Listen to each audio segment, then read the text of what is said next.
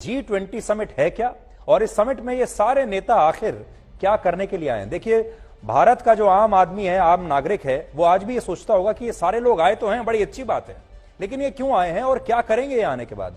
तो अब सरल भाषा में ये समझिए, G20 का मतलब है ग्रुप 20, यानी 20 देशों का ग्रुप, इसलिए इसे G20 कहते हैं। यानी दुनिया के 20 बड़े देशों का ये एक ऐसा समूह है जो वैश्विक चुनौतियों के खिलाफ एक संगठन के रूप में काम करने का लक्ष्य रखता है कि हम मिलके आपस में काम करेंगे और एक साथ पूरी दुनिया के सामने जो चुनौतियां हैं उनके साथ लड़ेंगे। सरल शब्दों में आप इस संगठन को एक ऐसा परिवार कह सकते हैं जिसमें 20 देश मिलकर रहते हैं, और ये सारे तमाम बड़े बड़े देश हैं। अब जब इस परिवार के सभी 20 देशों के राष्ट्राध्यक्ष चर्चा करने के लिए एक तय स्थान पर इकट्ठा होते हैं तो इसी को समिट कहते हैं, यानी बैठक। और आम भाषा में आप इस समिट को एक तरह की महापंचायत भी कह सकते हैं। आपने देखा होगा हमारे यहां पंचायत होती रहती है गांवों में, जिस तरह महापंचायत में कई गांवों के प्रधान इकट्ठा होते हैं, ठीक उसी तरह से दुनिया के 20 देशों की एक महापंचायत कल दिल्ली में होने वाली है, जिसका सरपंच इस बार भारत है। सरपंच आप समझ लीजिए कि प्रधानमंत्री मोदी हैं इस बार इस पंचायत के। भारत की अध्यक्षता में ही 9 और 10 सितंबर को ये सारे देश इस समिट में हिस्सा लेंगे, और इस समिट में कोई डील नहीं होने वाली। अभी बहुत सारे लोगों को ऐसा लग रहा है कि ये समिट कोई बहुत बड़ी, ये कोई बिजनेस समिट है जिसमें इन देशों के नेता भारत के साथ कोई बहुत बड़ी एक ही दिन में डील करके भारत से जाएंगे, जबकि ऐसा नहीं है। यह समिट इसलिए हो रहा है ताकि इन 20 देशों के नेता एक मंच पर आकर यह विचार कर सकें कि उनकी मौजूदा चुनौतियां क्या हैं। पहले तो इस पर सहमत हो जाएं कि हमारी चुनौतियां हैं क्या क्या, और उन चुनौतियों के खिलाफ एक साथ कैसे लड़ा जा सकता है। यानी जिस तरह से एक परिवार में लोग किसी समस्या का समाधान निकालने के लिए आपस में चर्चा करते हैं, ठीक वैसे ही ये तमाम नेता भी वैश्विक चुनौतियों पर चर्चा करने के लिए दिल्ली में इकट्ठा हुए हैं। इस समिट में 4 मुद्दे तो ऐसे हैं जो पिछले साल के एजेंडे में भी शामिल थे। तो आप ये देख लीजिए कि वो मुद्दे हैं कौन से जिन पर यह चर्चा करेंगे। इनमें पहला मुद्दा है वैश्विक चुनौतियां, जिसमें सभी देश एक समान रूप से प्रभावित हो रहे हैं, और ये चुनौतियां क्या हैं जिनका असर सब पर पड़ रहा है।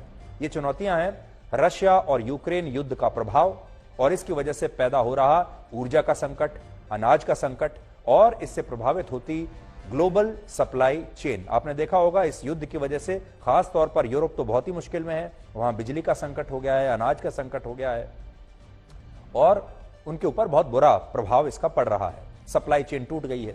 दूसरा मुद्दा है विकासशील देशों को दी जाने वाली आर्थिक सहायता में वृद्धि करने पर विचार।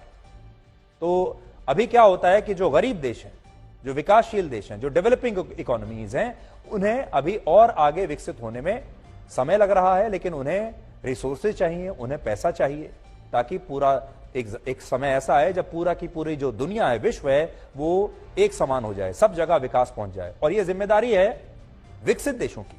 तो यह बताया जाएगा कि जो विकसित देश हैं और जो बड़ी बड़ी संस्थाएं हैं जैसे यूएन हो गया, वर्ल्ड बैंक हो गया, ये कैसे कम विकसित देशों की मदद कर सकते हैं और कैसे वहां पर भी विकास पहुंचे, इस बात को इंश्योर कर सकते हैं। इसलिए उन्हें और ज्यादा पैसा दिया जाए, रिसोर्स दिए जाए। तीसरा मुद्दा है डेट मैनेजमेंट को व्यवस्थित करना, यानी जो उधार का जो मैनेजमेंट होता है उसे व्यवस्थित करना। और चौथा मुद्दा है क्रिप्टो करेंसीज को रेगुलेट करने के लिए सभी देशों के बीच एक आम सहमति बनाना। ये मुद्दे हैं। अभी क्रिप्टो करेंसी पर दुनिया में हर देश के अलग अलग विचार हैं, हर देश के अलग अलग नियम हैं, हर देश में अलग अलग कानून हैं।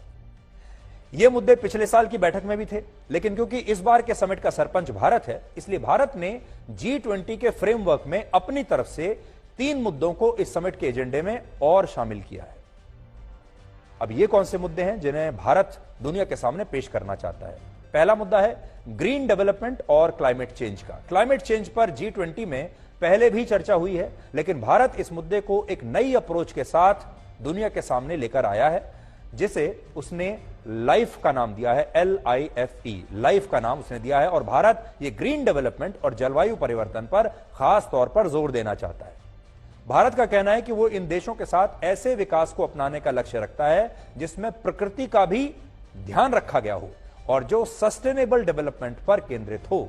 अब देखिए इसके पीछे सोच क्या है। भारत तो सनातन धर्म का देश है।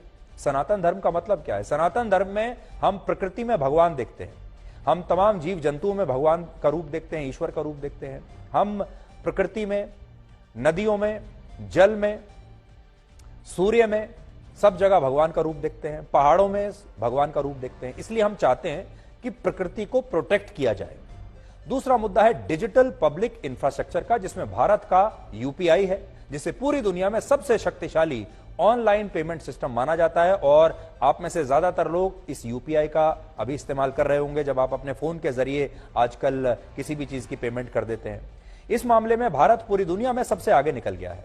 और तीसरा मुद्दा है विकास में महिलाओं की भागीदारी को सुनिश्चित करना। तो ये वो मुद्दे हैं जिन पर कल G20 की बैठक में भारत की पहल पर चर्चा होगी।